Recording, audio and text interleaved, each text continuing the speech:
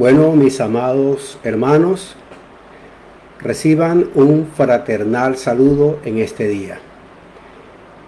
A todos los que nos están escuchando, a todos los que nos están siguiendo en esta transmisión de la Iglesia Presbiteriana Reformada Los Redimidos.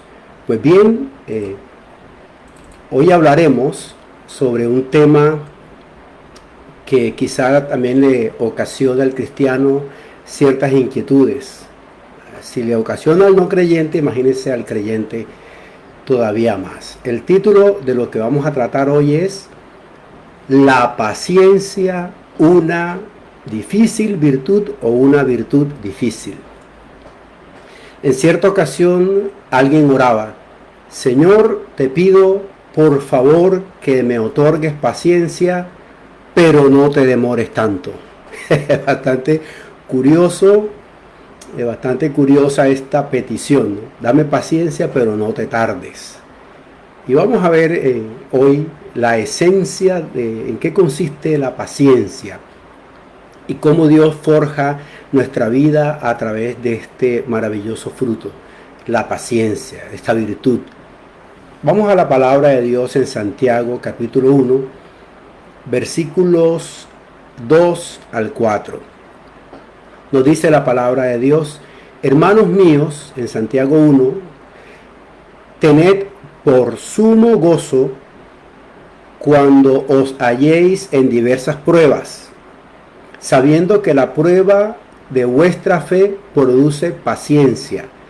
Mas tenga la paciencia su obra completa, para que seáis perfectos y cabales, sin que os falte cosa alguna. Ya de salida con este pasaje aprendemos que la paciencia nos hace cabales, nos va perfeccionando, nos va completando en muchas cosas. Pero hay algo curioso que lo resolveremos más adelante, esa tensión de que nos sintamos gozosos cuando nos hallemos en diversas pruebas.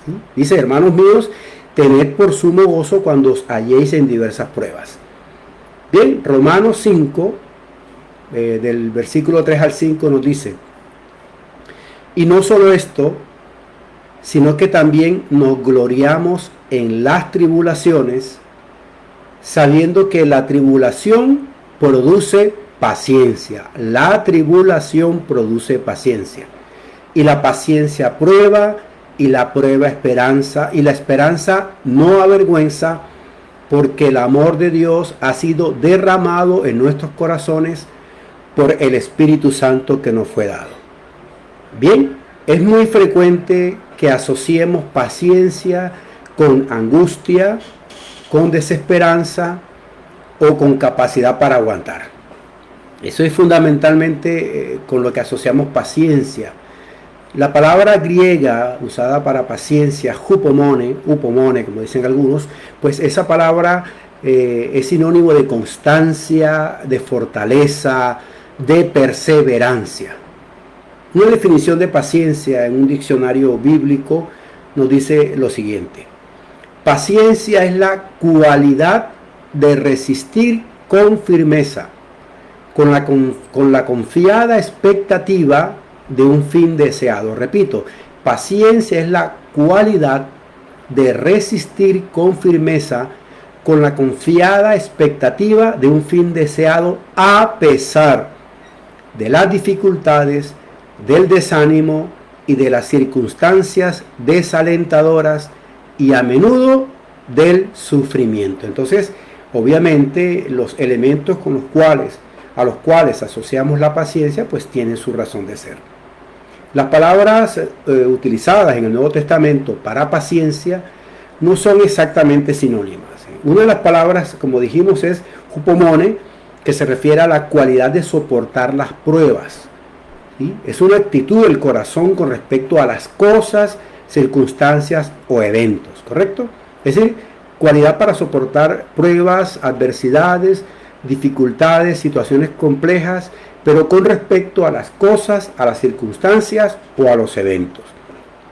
La otra palabra, macrotimia, hace referencia a una actitud, pero con respecto a las personas. Obviamente tengamos claro que los eventos pueden también estar asociados con personas, ¿sí? ¿Correcto? Pero hay una línea delgada entre esos dos tipos de vertientes en las cuales se ejercita la paciencia, ¿sí? Con respecto a circunstancias o eventos, pero también con respecto a las personas. Tenemos entonces, conclusión, por ahora, dos vertientes para la paciencia, que pueden unirse, por supuesto. Paciencia con respecto a las circunstancias, eventos, situaciones, y paciencia con respecto a las personas. Hay algo que pasamos nosotros muy a la ligera cuando examinamos el fruto del Espíritu Santo en la vida del creyente.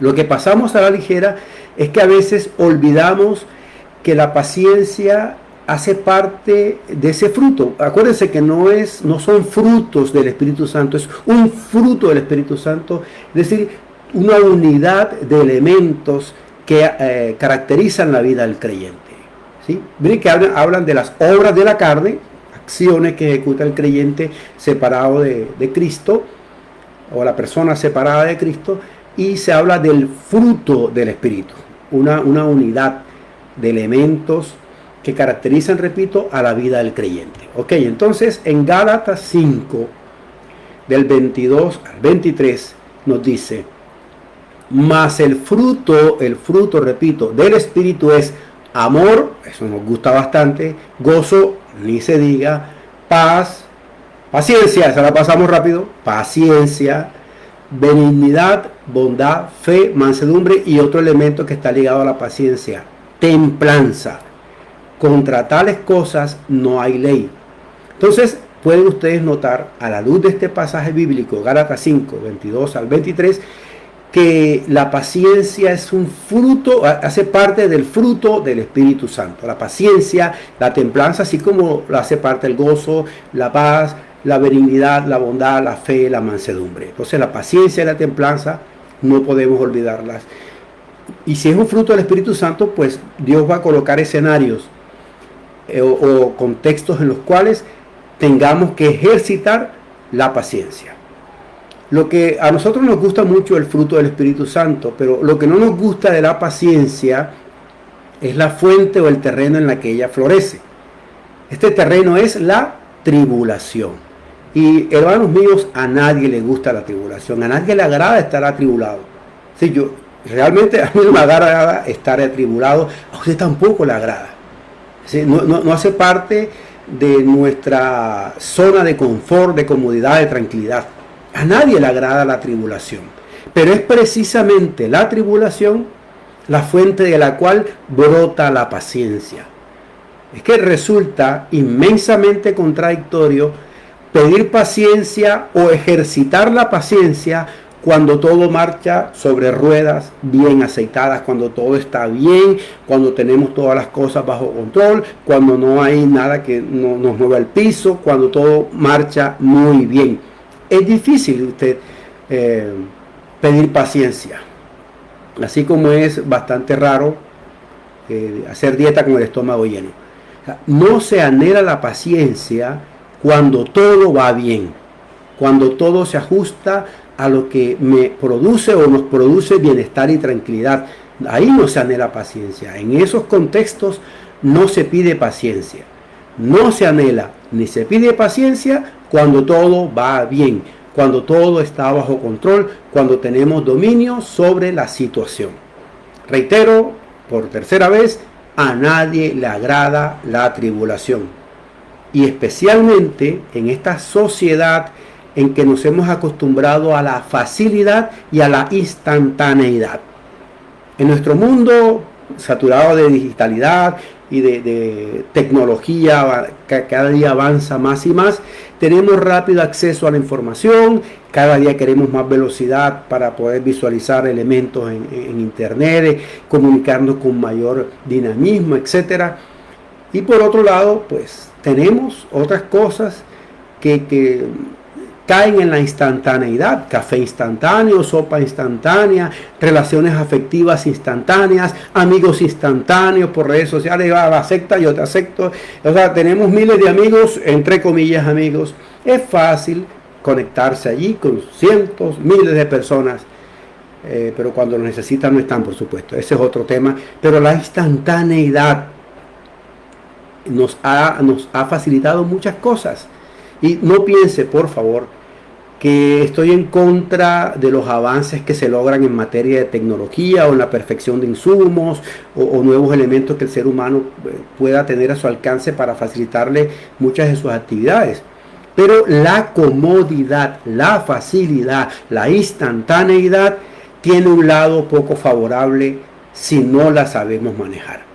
Y es que nos volvemos impacientes, irritables, cuando las cosas no se dan como queremos o cuando no tenemos control sobre ellas. Porque es que todo lo queremos de manera rápida y a como dé lugar. Todo lo queremos con un sonar, un chasquido de los dedos. El gran predicador Spurgeon decía: Señor, yo te pido que quites mi aflicción, pero te suplico 10 veces más que quites mi impaciencia. Voy a repetirlo. Señor, yo te pido que quites mi aflicción, pero te suplico 10 veces más que quites mi impaciencia. La tribulación produce angustia y desesperanza, pero es en tales escenarios que se fortalece la paciencia como fruto del Espíritu Santo. Vamos a ver qué nos dice un especialista en paciencia, si tuviéramos que llamarlo hoy un pacientólogo, por así decirlo, con tantas especializaciones que hay hoy, pero un especialista en el ejercicio de la paciencia, en el vivir en una vida con paciencia, es sin duda el apóstol Pablo. Admiramos a Pablo por ser un gran siervo de Dios, y sí que lo era el apóstol Pablo. Pero veamos qué nos dice Pablo en relación con lo que estamos hablando. En 2 Corintios, capítulo 6, versículos del 3 al 6, veamos cómo nos narra Pablo su cotidianidad como apóstol del Señor Jesucristo, como servidor del Señor. Dice el apóstol Pablo: vivimos de tal manera que nadie tropezará a causa de nosotros y nadie encontrará ninguna falta en nuestro ministerio. En todo lo que hacemos, dice Pablo, demostramos que somos verdaderos ministros de Dios. Con paciencia, miren cómo lo dice, con paciencia soportamos dificultades y privaciones y calamidades de toda índole. Para eso se requiere paciencia. Y luego dice el apóstol Pablo: fuimos golpeados, encarcelados, enfrentamos a turbas enfurecidas, trabajamos hasta quedar exhaustos, aguantamos noches sin dormir y pasamos hambre. Demostramos lo que somos por nuestra pureza, nuestro entendimiento, nuestra paciencia, nuestra bondad, por el Espíritu que está dentro de nosotros y por nuestro amor sincero. Una vivencia poderosa de lo que es la paciencia en la vida de una persona que está a los pies de Cristo y confiando en su totalidad en lo que Dios puede hacer y en quién es Dios. Todas las vivencias de Pablo fueron medios a partir de los cuales Dios forjó su corazón y le dio temple a su carácter. Obviamente Dios trabaja con cada uno de nosotros de manera personalizada. A veces surge una frase popular, dice: Dios le da las mejores batallas o las más grandes batallas a sus mejores guerreros. Bueno, eso no está en la Biblia, podría tener algo de razón, pero Dios lo que hace es tratar con cada uno de nosotros de manera personalizada, y Dios sabe perfectamente cuál es nuestro grado de fe, nuestra solidez en la fe, y Dios nos va forjando. Y forjar significa que Él va a ir tratando con nosotros cada día. ¿Y cuándo se acaba este tratamiento? Pues se acaba cuando estemos en su presencia, cuando el Señor nos llame a su presencia. Entonces, amados hermanos, tengamos claro que si no hay tribulaciones, si no hay circunstancias difíciles, creo que hasta ni nos darían ganas de orar. Por eso las grandes ciudades, cuando la gente entra en una gran comodidad, y tiene todo, digamos, suplido, nada le falta en el sentido material. Entonces, ¿qué busca la droga? Busca desviarse por otros sectores porque no quiere a Dios, odia a Dios, y se desvía con ideologías, con elementos de todo tipo, y su vida se le va por el sumidero. Dice, ay, pero con tanta fama, tanto dinero, tanta reconocimiento, ¿y por qué esa vida? Precisamente por lo que les estoy diciendo, hermanos míos, el corazón no está siendo forjado a la estatura de Cristo. Ahora, el pasaje con el cual iniciamos, Romanos 5, del 3 al 5. Vamos a estudiar este pasaje con detalle para que veamos la secuencia del pasaje mismo. Miren que el pasaje va llevando todo un orden lógico y termina en un punto en el que debe terminar para la gloria de Dios.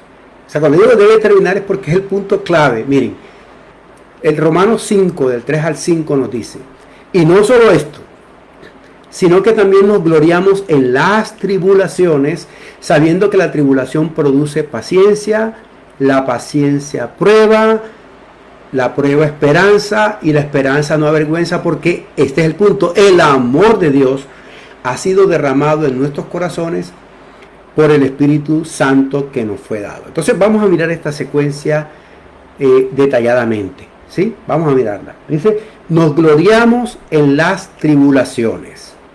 Segundo a los Corintios, capítulo 12, versículos 6 y 10 nos dice, sin embargo, si quisiera gloriarme, no sería insensato, porque diría la verdad. O sea, estamos hablando de esta parte de los elementos claves de secuencia en lo que tiene que ver con la paciencia. Y el primer punto, repito, es nos gloriamos en las tribulaciones. Entonces el apóstol dice, sin embargo, si quisiera gloriarme, no sería insensato, porque diría la verdad, pero lo dejo para que nadie piense de mí más de lo que mí ve u oye de mí, y para que la grandeza, dice el apóstol Pablo, de las revelaciones no me exaltase desmedidamente, porque Pablo experimentó en su vida eventos sobrenaturales, y Pablo podía jactarse de eso. Hay gente que se jacta de que vio las chancletas del Espíritu Santo. Hay gente que se jacta de que vio el cinturón de Dios. O sea, unas cuestiones que no están en la Biblia.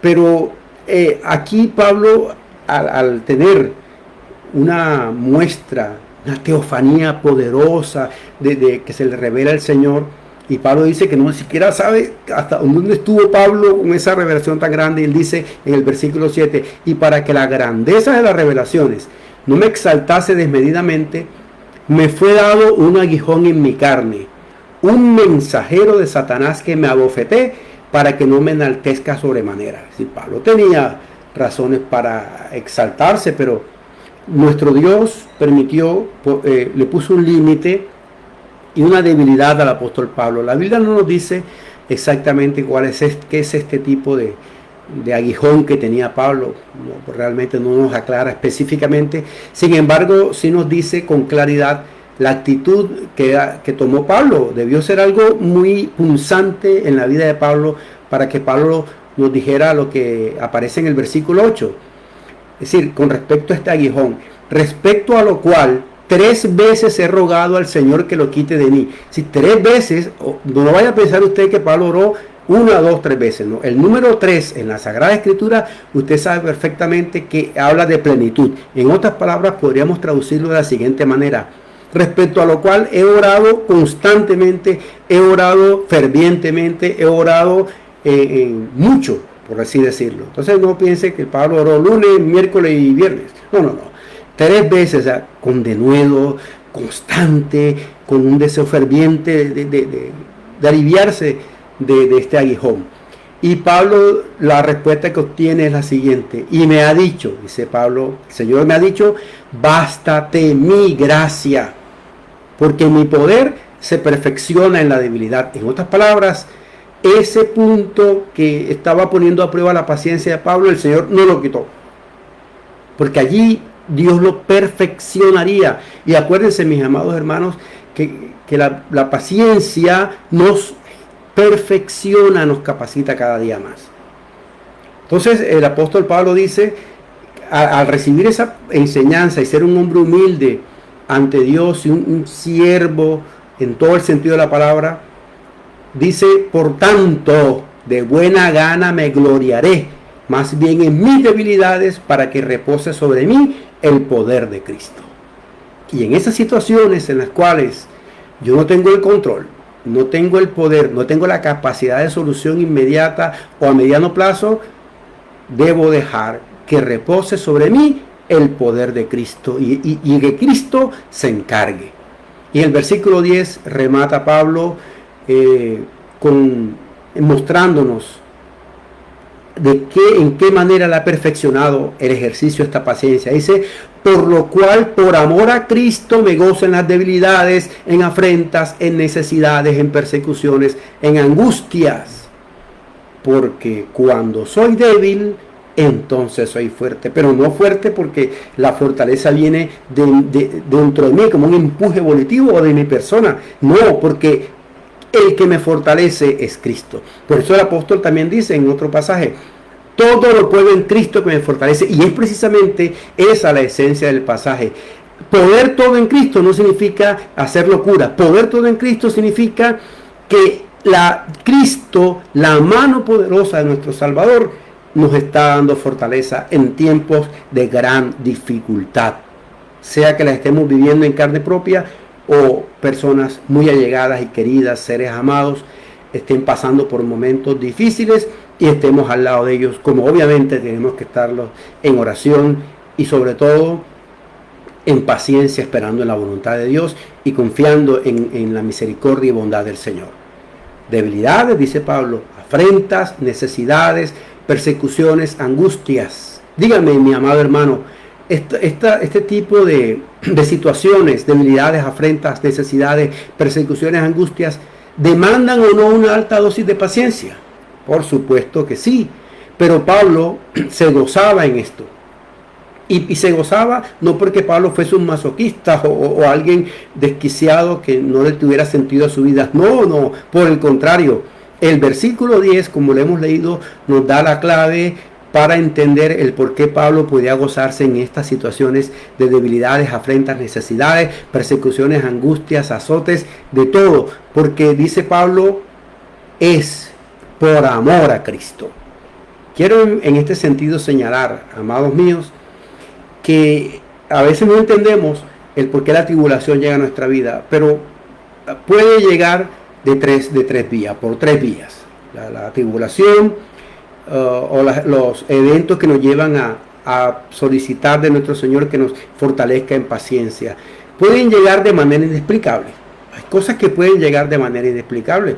O, bueno, no hay que poner más ejemplos sui generis como el ejemplo que estamos viviendo con esta pandemia y ahora en nuestro país, que a esto se le suma las situaciones difíciles de orden público y social. Bueno, una bofetada para los que andaban con canciones románticas diciendo que después de esta pandemia nos íbamos a abrazar fraternalmente. Obviamente ninguna de esas canciones se nombra a Dios, pero la gente ingenuamente cree que el ser humano después de esta pandemia sin Dios va a volverse más amoroso, más sensitivo. Pues ahí si quiere usted contradecirme, vaya a la Biblia o por supuesto mire lo que está pasando tan solo en nuestro país ahora mismo. Entonces pueden venir de manera inexplicable y eso indica que no las hemos generado nosotros, no hemos sido la causa de estas cosas. Pues podemos perder un empleo y por recortes o por situaciones que no generamos, podemos enfermarnos, contagiarnos, puede cambiar el escenario, teníamos un negocio, cayó por situaciones que no estaban en nuestras manos, probablemente pues también por situaciones que ocurren en el ámbito económico. Entonces, son cosas inexplicables. No las hemos causado, no son fruto de nuestro pecado. Pero si esas tribulaciones que generan paciencia o que nos llevan a pedir paciencia surgen de manera inexplicable, mis amados hermanos, lo que nos queda la alternativa que nos muestra la Sagrada Escritura, eso es que debemos orar y confiar plenamente en Dios, porque Dios sabe lo que está haciendo. Dios lo está experimentando con nosotros. Si las cosas llegan de manera inexplicable, se salen de nuestras manos porque no somos la causa de esas situaciones complejas. Amados míos, vayamos a los pies de Cristo. Descansemos en nuestro Señor, porque Dios sabe lo que está haciendo. Y Dios permitirá que después de esto todas las cosas ayuden para bien a los que confían en Él. La otra vía o el otro medio por el cual puede ponerse a prueba nuestra paciencia o por circunstancias que surgen es como resultado de nuestro pecado. Tomamos malas decisiones, no consultamos a Dios, hacemos lo que consideramos en nuestra propia opinión, nuestra propia prudencia. ¿Sí? En un lenguaje costeñol, metemos las patas así de frente, mar. No consultamos al Señor. Confiamos en nuestra propia opinión, en nuestra experiencia, en nuestras capacidades, en nuestra, digamos, sagacidad. Y no consultamos a Dios para los pasos que se tienen que dar. Entonces, esto puede decantarse o puede desembocar en situaciones que nos generan tribulación, que nos generan desesperanza, que nos impacientan, nos irritan. Quisiéramos que se solucionaran de manera rápida, inmediata o en corto plazo, a corto plazo. Cuando esto sea así, mi hermano, cuando seamos conscientes de que es fruto de nuestra imprudencia, nuestro pecado, nuestra excesiva confianza en nosotros mismos y no nuestra confianza en Dios, el camino es arrepentirnos y descansar en Cristo.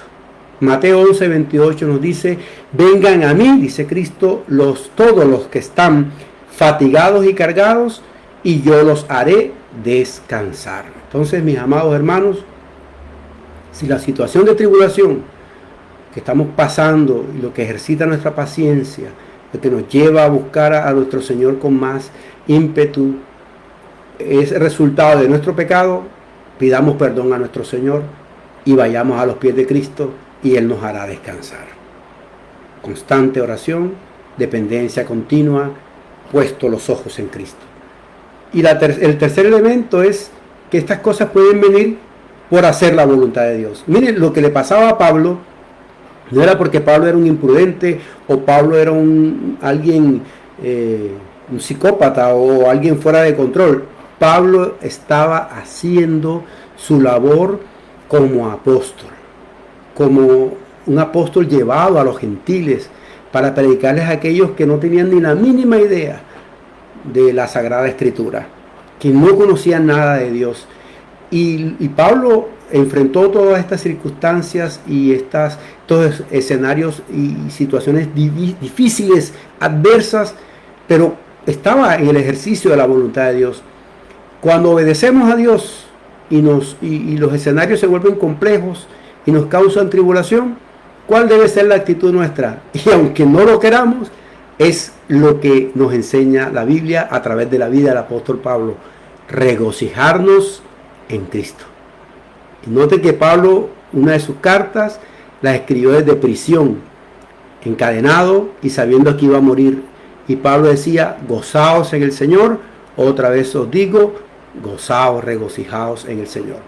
¿Cómo se llega a estos niveles en los cuales cualquier persona sería derribada, cualquiera de nosotros sería derribado de inmediato? Se logra con una íntima comunión con el Señor y en dependencia, una dependencia muy pero muy íntima, muy articulada con nuestro Dios, en constante oración, en búsqueda de la voluntad de Dios a través de su palabra, en dependencia total de Dios. Y Pablo dependía totalmente de Dios.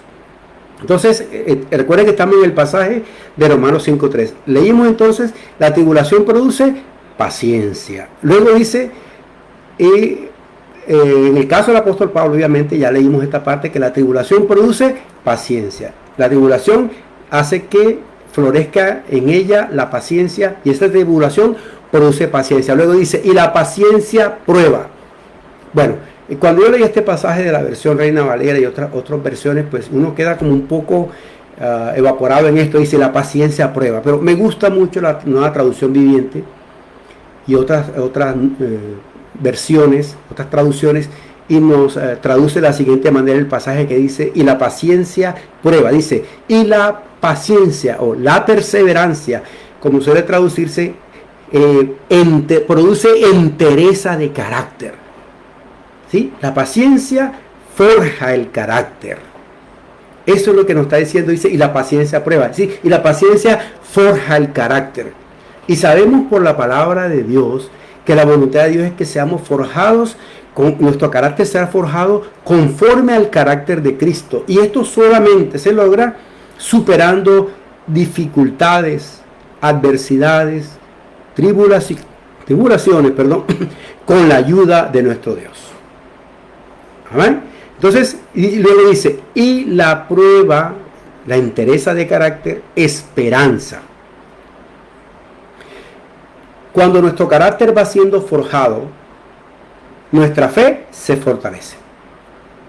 Miren lo que le repito, cuando nuestro carácter va siendo forjado, nuestra fe se fortalece. Hay personas que oran pidiendo de que el Señor les otorgue una fe más grande. Aquí no se trata de la dimensión del tamaño de la fe. No, porque la Biblia nos enseña que no es el tamaño de la fe, es la calidad, la solidez de la fe. Es decir, nuestro nivel de dependencia de Cristo. ¿Cuánto dependemos de Dios? ¿Cuánto cercano estamos de Cristo? ¿Cuánto descansamos en Él?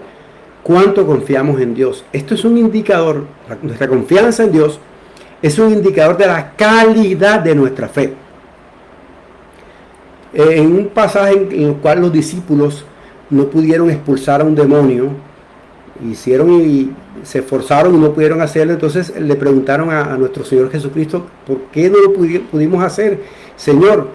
Y Cristo le responde, porque ustedes no confían en Dios. Y viene el pasaje que es muy conocido. Dice Cristo, les aseguro que si tuvieran una confianza tan pequeña como un grano de mostaza, podrían ordenarle a esta montaña que se moviera de su lugar y los obedecería. Nada sería imposible para ustedes.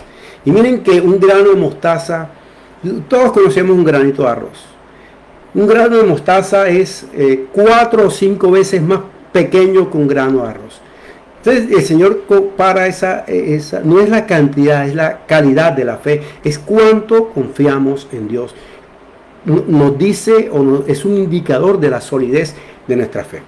¿Y por qué decimos que se fortalece nuestra fe? Porque la esperanza está ligada a la fe. Nosotros esperamos algo que le pedimos a Dios porque sabemos que Dios es propicio y Dios puede otorgar ese algo. Pero no podemos olvidar que Dios también se reserva en su soberanía el derecho de darnos o no darnos lo que pedimos, o dar lo que pedimos en el tiempo en que Dios ha fijado. Dios no nos va a dar las cosas de manera automática. Nos convertiríamos en niños rebeldes, malcriados, y Dios sería para nosotros no el todopoderoso y soberano creador, sino el genio de la maravillosa lámpara que se frota para satisfacer todos mis deseos. Y eso no es Dios, nunca ha sido y nunca será el Dios eterno, único, real y poderoso. Y luego dice, y la esperanza no avergüenza, en el mismo pasaje de Romanos, porque el amor de Dios ha sido derramado en nuestros corazones por el Espíritu Santo que nos fue dado. Entonces, no nos avergonzamos de confiar en Dios, no nos avergonzamos de decir Dios está en el control de todo esto. A veces oramos, Señor, toma el control. Mijo, Dios tiene el control. Y lo que debemos orar siempre es, Señor, ya que estás en ejercicio soberano y en control de todas las cosas, hágase tu voluntad. Obvio, Señor, toma el control. Es como decir, ay, por un momento se descuidó nuestro Señor. Dios nunca se descuida, nunca se ha descuidado. Entonces, no nos avergonzamos de descansar en Dios. A pesar de, en contra de y en cualquier escenario, porque el amor de Dios ha sido derramado en nuestros corazones por el Espíritu Santo que nos fue dado. El salmista David, quien pasó por momentos muy difíciles, pero muy difíciles, escribió un maravilloso salmo en el que demuestra su alto grado de esperanza en Dios, que lo llevó a ejercitar también su paciencia. En Salmos 40, versículos 1 al 3 leemos: pacientemente esperé a Jehová. Lindo cuando leemos esto, ¿verdad? Pacientemente esperé a Jehová, pero miren lo que antecede. Pacientemente esperé a Jehová. ¿Cuánto tiempo?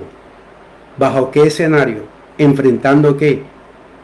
Ese pacientemente esperé a Jehová, que suena muy hermoso, se enmarca o enmarca la vida de una persona que ha sabido descansar con todo su ser en los brazos del Señor. Se ha sabido cobijar bajo las alas del Altísimo. Pacientemente esperé a Jehová y se inclinó a mí y oyó mi clamor y me hizo sacar del pozo de la desesperación, del lodo cenagoso.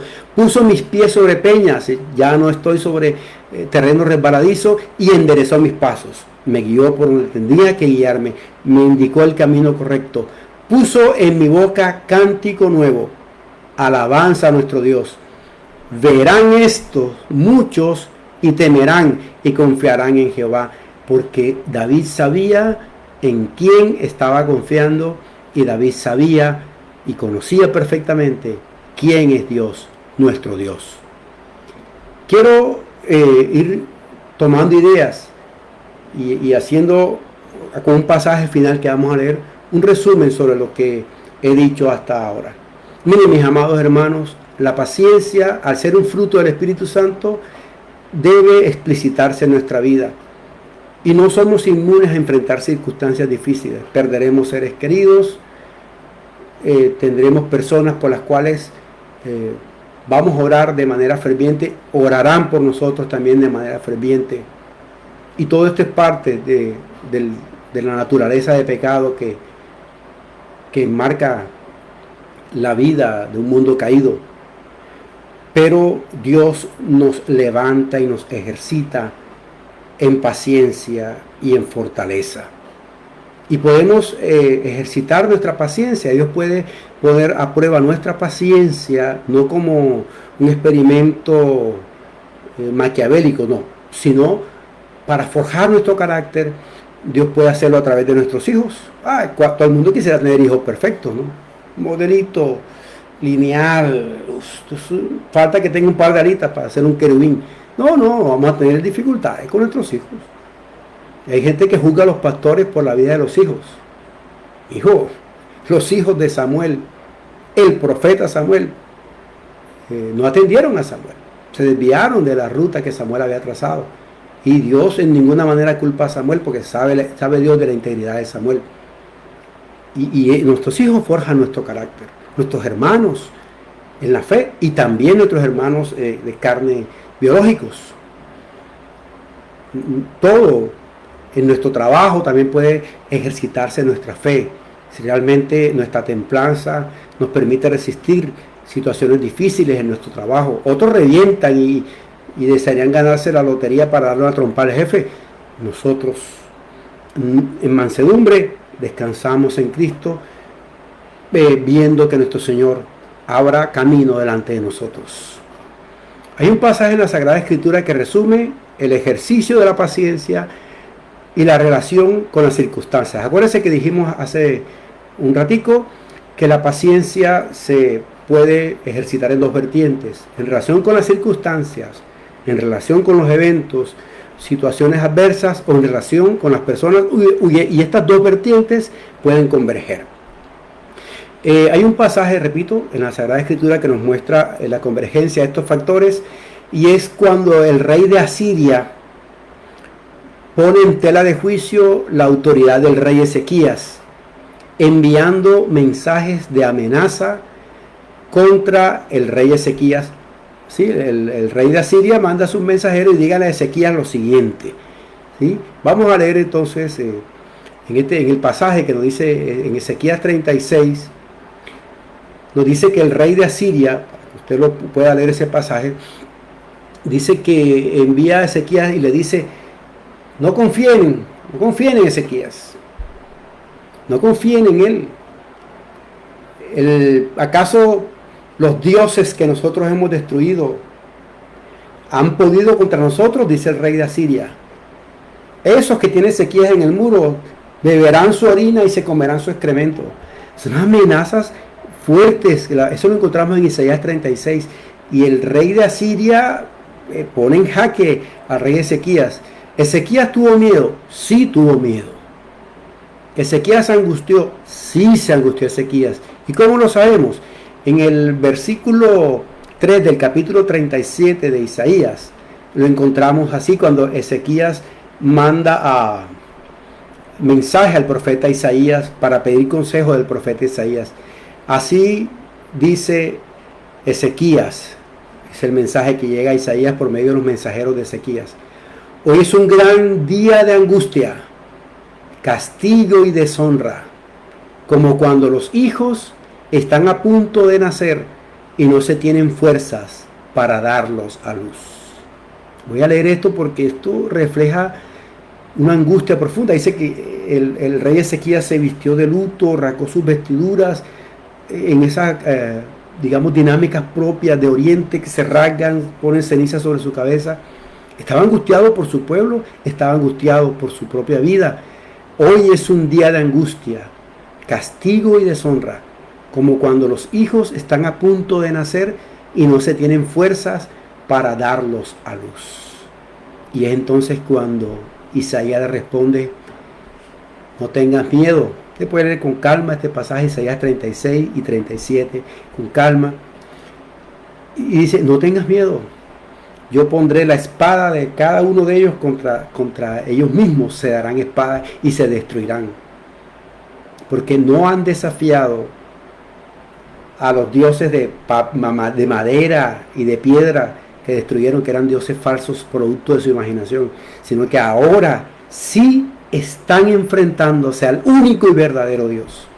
Y la historia la conocemos, la poderosa victoria que Dios otorga a su pueblo.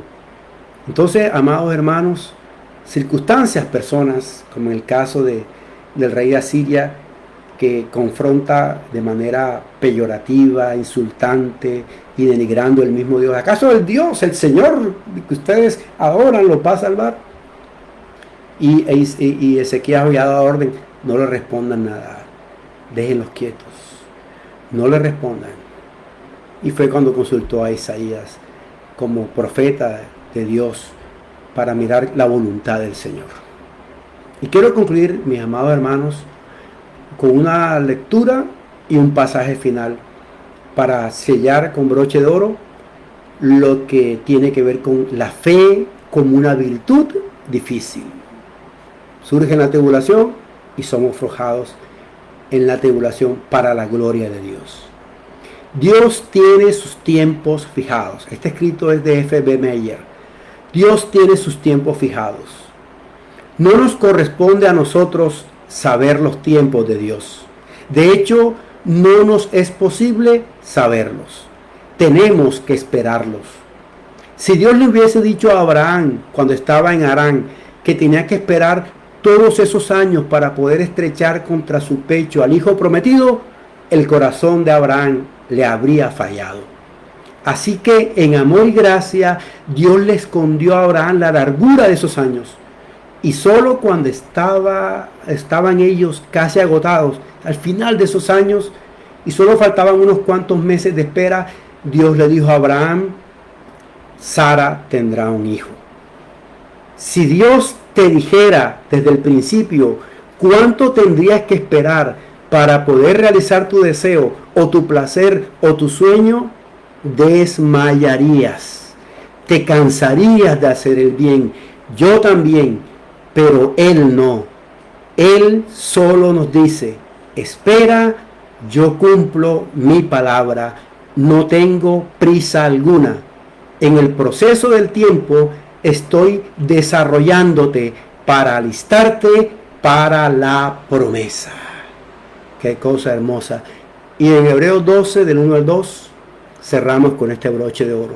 Por lo tanto, también, teniendo en derredor tan grande número de testigos, refiriéndose a la galería de los héroes de la fe, despojémonos de todo peso y del pecado que nos asedia, y corramos con paciencia la carrera que tenemos por delante.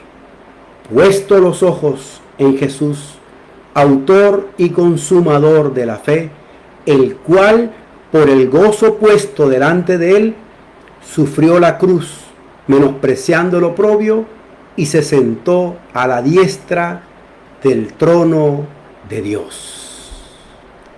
Qué bueno, tenemos que correr la carrera con paciencia. Es fácil decirlo, pero hay que ejercitarlo y hay que hacerlo en oración y en dependencia absoluta de Cristo. Puesto los ojos en Cristo, despojándonos de todo pecado, de todo peso y del pecado que nos asedia. Mis amados hermanos, que nuestro Dios eterno les guarde, les bendiga y les colme de grandes bendiciones hoy y siempre. Dios les bendiga. Soli Deo Gloria.